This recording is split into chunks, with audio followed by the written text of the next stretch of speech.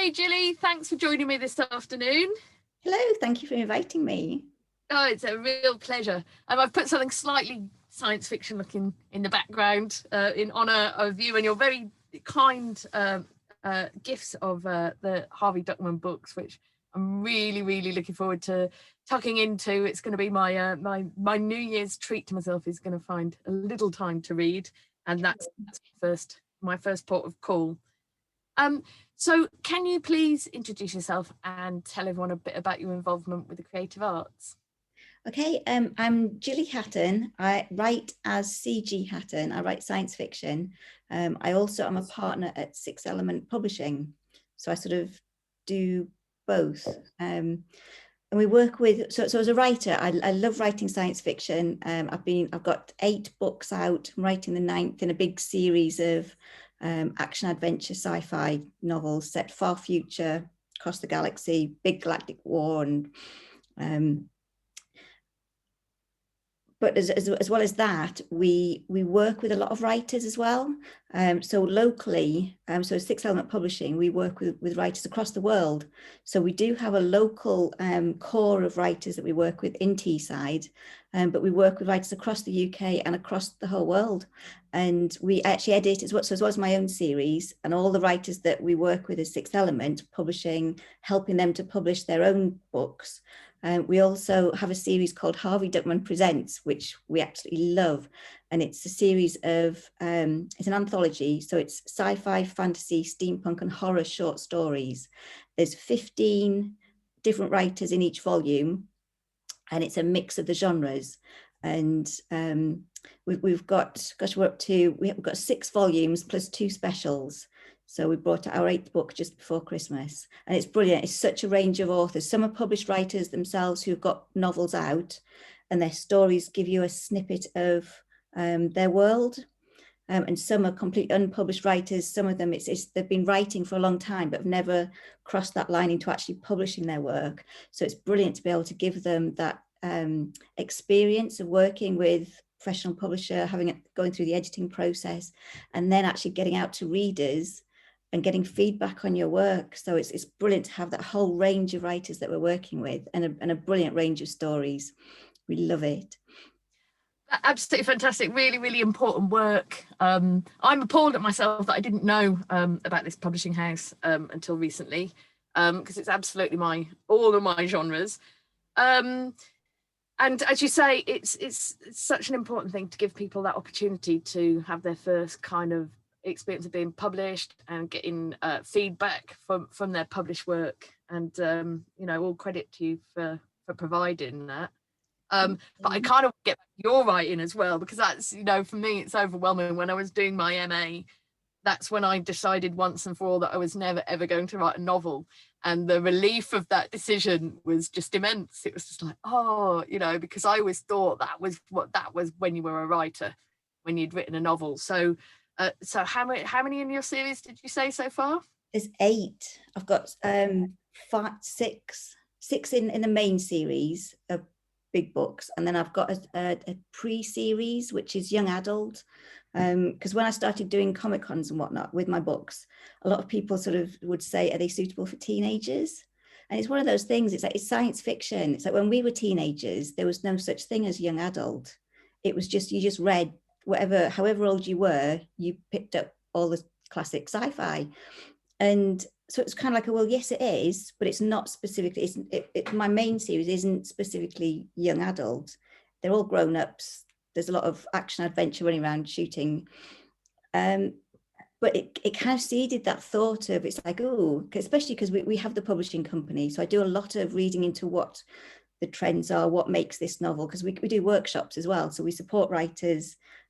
We will, in the normal world, we do library workshops and book festivals where we just talk about the craft of writing, the publishing process, and all that. So when people are saying, is this young adult? It's like, well, it made me think, well, what is young adult? What actually makes a young adult novel? Because we also had, writers coming to us saying, I want to write young adult, or I've written a young adult. And it's actually a very specific genre to write in. So I loved doing that whole, because what I did is I took one of my characters, the main character from my big book 2, and it's him telling his story from 10 years previously when he was 13. And it all adds into the whole big story of it all. So I've got a little, I'm just writing the third one of that now. So it's like, it's 10 years before the big drama of my big main books, but it all ties in, and it's all like little things that are said and done and happen. And I love it. It's really complicated. Yeah, I mean, it's like being God, really, isn't it? Like you've created Well, domain and all the inhabitants of that world. yeah, in a way it is. And it's one of the things I love about writing, is that you do have that control over creating your universe, whole universe, when you write sci-fi, and you've got control over the physics, the technology, all of that. You don't have as much control as you might think over the characters. Sometimes you sort of, everyone says, oh gosh, a big, like I'm writing the 9th one now, which is the 3rd young adult book, and I've got the next one in the big series. So it's going to be a set of 10. And it is one big story. And I've had people say, gosh, have you had this all planned out in advance? Do you know everything that happens, all? And it's because they're like, well, kind of, but at the same time, I love being surprised. Love being surprised when you're writing and a character does something or says something that you just go like, oh, I didn't, that ties in with this and that ties, and I didn't even realize, and it all builds up like that. So I love being surprised as well. So as much as you do have control, I love letting them loose and just hanging out with them and letting things happen that I might not even be aware of yet. You kind of have an idea that something, like a character might have a really, something happened to them at some point that they've never talked about. And then when they suddenly do, it's super cool. Absolutely brilliant. Yeah, I get that with that was kind of really my breakthrough with writing plays, was just suddenly having these characters that were so well developed that they just started talking amongst themselves, and it was a matter of writing down what they were saying. Yeah. And it's one of the things that we say to people, because we do quite a lot of workshops and we work with a lot of writers at different stages in their writing. One of the things people sort of say is, what do you do when you get stuck? What when you're stuck with this, or when you don't know what to do with that, and how do I get past this bit? And one of the most fun things to do when you do have the characters that you know inside out, but you just know that there's something that you don't know, you just have to get them into an argument, and just blank bit of paper and just blank notebook and just sit and scribble and have them argue with each other, and then the stuff that comes out is super cool. Yeah, really exciting. Going back to what you were saying about having to write a novel, we, especially working with the Harvey books, the anthologies, we do work with people who are starting off writing short stories as a start. And it is a different craft. A novel isn't just a big, long, short story. It's completely different. And we do have some of our writers write nonfiction. We work with some technical writers.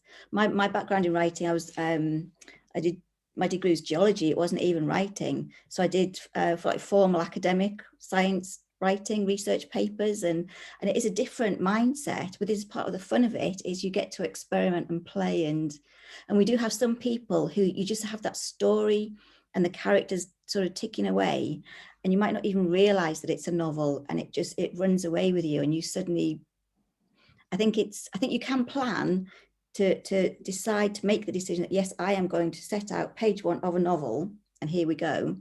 But I think sometimes as well, just letting a world live in your characters, it's astonishing that sometimes it can actually come together and start becoming a novel before you realize it.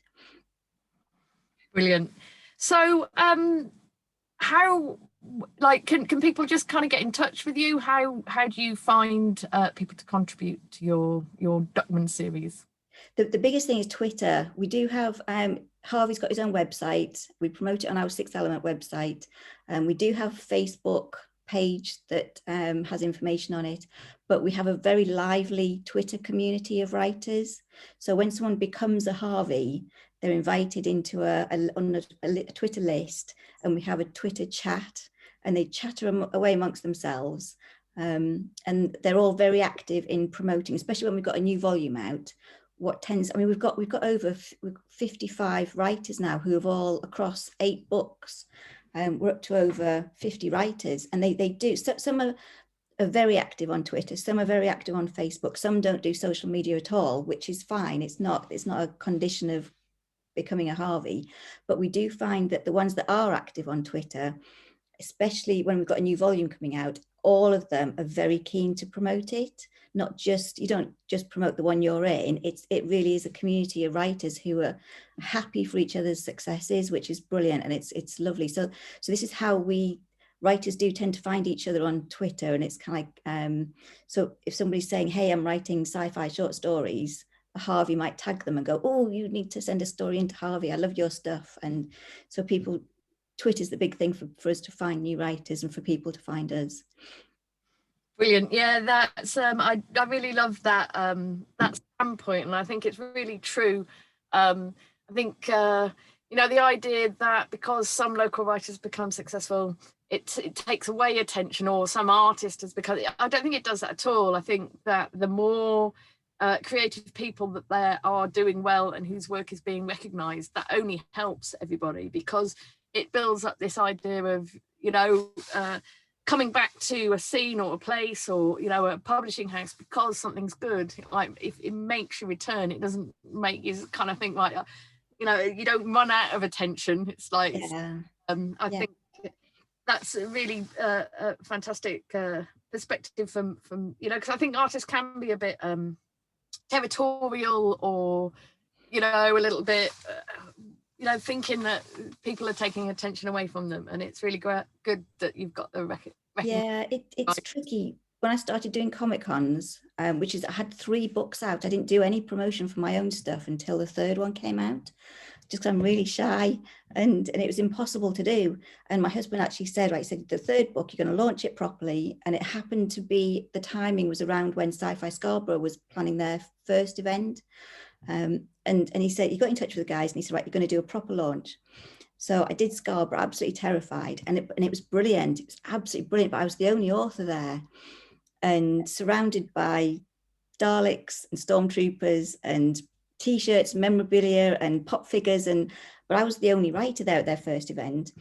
And the response we got was amazing. It was super cool. So I did some more, and as I extended out to other events, there were other writers, and they tended to sit and kind of like frown at each other and be a bit sort of like competition. And as Scarborough grew, more writers came along, and there is a kind of it's tricky if somebody is doing well and you're not. People tend to, it's kind of like, oh, someone's bought your book, but they haven't bought my book. And it's like, well, but actually, if someone's going to buy books, they're going to buy all the books in all the genres they're interested in. So if the author next to you is writing fantasy, and someone comes up and buys all of their books and then just walks straight past you because you've got sci-fi, it's because that's what they're into. They're not choosing that book because it's better than your book, or because they prefer it's purely what they're into. And if somebody is into sci-fi and fantasy, they will buy all their books and all your books and go away happy that they've found some new authors. So what happened after, it took a while for me to not be intimidated by other writers and feel like there was sort of like this competition thing going on. And as soon as I sort of chilled out, and especially when we started doing the Harveys, the other writers, it's like, come on, let us all work together. And it's been a really lovely way of breaking the ice and getting more people involved. And yeah, no, there's this idea that there's like a limited number of people who are going to buy books. It's people who love this, especially new original genre fiction, like the sci-fi, fantasy, steampunk stuff that we love. People can't get enough of it. So the more readers there are, and it kind of cross-pollinates, and so someone's fan base through Harvey can discover a whole new writer that they love, and they'll buy everything. People just can't, they can't get enough of the kind of stuff that they want to read. So if we work together, it makes, and it's a lot nicer working together. Love it. Yeah, absolutely. Totally. You know, underlying philosophy of all that I do. And it's great to see that there is so much about that in Teesside, probably more than I've ever seen in any other scene, perhaps because it's been largely self-supporting, DIY, unfunded. You know, if you don't collaborate, then no one's getting anywhere. So it's really been a real joy to be part of all of that. It really has. I suppose we're gonna have to do the lockdown question after all that positivity. how's it affected your work? I mean, obviously, like shows and stuff like that, Comic-Con and that, little bit out the window, but have you been able to carry on? Has there been any positives in it? We have, for Sixth Element, we were really building up the number of library workshops and book festivals we were working with, and the face-to-face meetings. You know, it was in some places it was once a month with a regular crowd. Some places it was once a week, going out we had a built up a heart through the Harveys. We met in Norton, a pub in Norton High Street. Every week there'd be a crowd of Harveys in there. You don't have to turn up. It wasn't like a writing group where you had to go along. It was purely social support, just have a chat.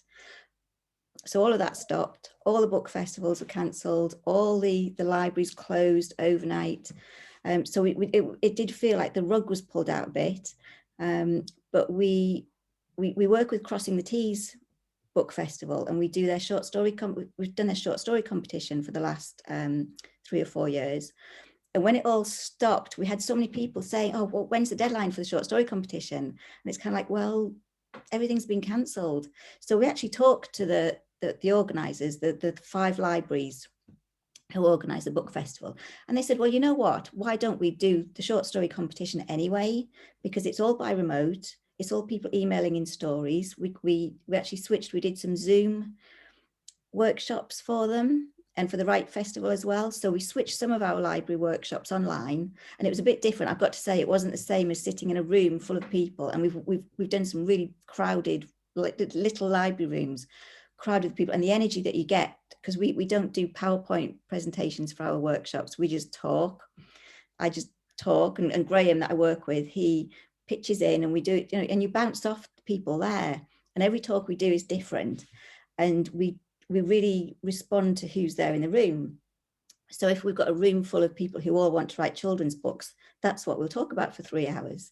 If we've got some crime writers and some people who want to write science fiction, or some people who are doing memoirs, we include all of that for everybody. And there's just something about being together in a room. You've got that energy, and we love doing those. So that we did manage to take them onto Zoom, but having a flat screen, people tended to just sit and listen. And it's kind of like not quite. So we managed to get across the information, and people said it was very useful. And we had chats afterwards rather than there and then, which in the library, we don't, we're open for questions, like interrupt us at any time. And we'd have some amazing discussions in the middle of what we're trying to talk about. On Zoom, it tended to be everyone sat and listened very politely. So it was different, and it wasn't anywhere near as much fun as being with people. But one of the big things that we have done with Harvey this year in lockdown has been, we switched the pub meeting to Zoom, and we just opened it up on Twitter, and we said, just come along. So from being very Teesside based, so people, because it was on an evening, it just did tend to be people sort of Middlesbrough, Stockton, Billingham. So we've had writers from Russia, we've got regular writers from the US, from the New York area, from Boston, from all over the country, in London, just regulars now meeting up with Teesside writers as if it's, it's the most normal thing. And I actually can't believe we didn't think of doing this earlier, but it did take this strange lockdown year for us to go, oh gosh, we can't do that in person. So let's take it on. And Zoom appearing has sort of made everything much more accessible. So that's been one of the positives. So we can actually have face-to-face chats with the writers wherever they are. So that's been good. Personally, it was my writing I've really struggled, because we were dropped into homeschooling. So which was great, it was brilliant. We've got 2 Munchkins who are the 10 and 11 now, but it was brilliant. We do summer school anyway when they're off school in the summer. So it's just like a big long extended summer school of doing things. But I had no time because everybody's working from home. So all my little spots have gone in the house, and it's kind of like, I can work anywhere. But there's a lot of people around, and I think our writers split into 2 camps with lockdown. Some were really anxious, and just all the anxieties went sky high, and they struggled to write a word. And some of the others were really, oh gosh, I've got all this time, and they were really prolific. But it was the the kind of just knowing that all that terrible stuff was going out in the world, it's tricky to be creative in a drama sort of way. Usually you've got the normal world and everything's fine, and you drop into your big dramas of your fiction to kind of escape that and play. Whereas when the real world is like a zombie film, we had one of our writers brought out a post-apocalyptic book, and he had it all written, it was all ready to go. We worked on it in early March, post-apocalyptic, about a sickness that wiped out the population. No hint of, and he had, he'd been working on it for years, and we were due to bring that out at Scarborough at the beginning of April. And he launched it, and really well received, but it was strange, sort of, it's not really fiction anymore, is it? Yeah, it's weird, isn't it? It's like that meme that's going on about, tough luck to all the dystopian authors out, because everything that we thought is being played out in real life. Yeah. Really interesting. Yeah, and same here. I've hardly written a thing. Got kids around the place. I'm like Virginia Woolf, need a room of my own. And I don't have it, so I haven't written. But at least I've been able to do this, which has been an absolute godsend. Brilliant to meet so many people, to see how people are getting on. Almost all, positives to come out of it. Visual artists, perhaps more than poets and writers. Actors seem to be doing really well because you can cheat with your lines. But hopefully, we're going to be out of this proper soon. Looks positive. Like this morning it looked miserable. This afternoon it looks positive. And I just really look forward to us all getting together and raising a glass down at the Auxiliary when all this is over. It's been brilliant to talk to you. I can't believe I didn't know you existed. 10 years, we've been going over 11 years. I know. I feel that's, I take that on myself, and I'm going, and everyone that I know in Teesside that's a writer, I'm gonna say, why didn't you tell me? But hopefully I'm gonna sing from the rooftops about you, because I think it's just absolutely fantastic. Thank you. And as I say, let's hope we get to meet more than a dodgy book deal in a driveway.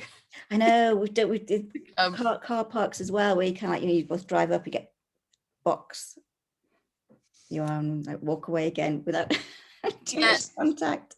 Yeah, we drove to Yorkshire Sculpture Park to meet the in-laws, and parked up in car park and sort of exchanged bootfuls in masks, and it was like, oh no. But you do what people feel safe doing, and them's the rules for now. All right, be lovely to talk to you. Thank you very much. Forward to raising a glass sometime in the new year.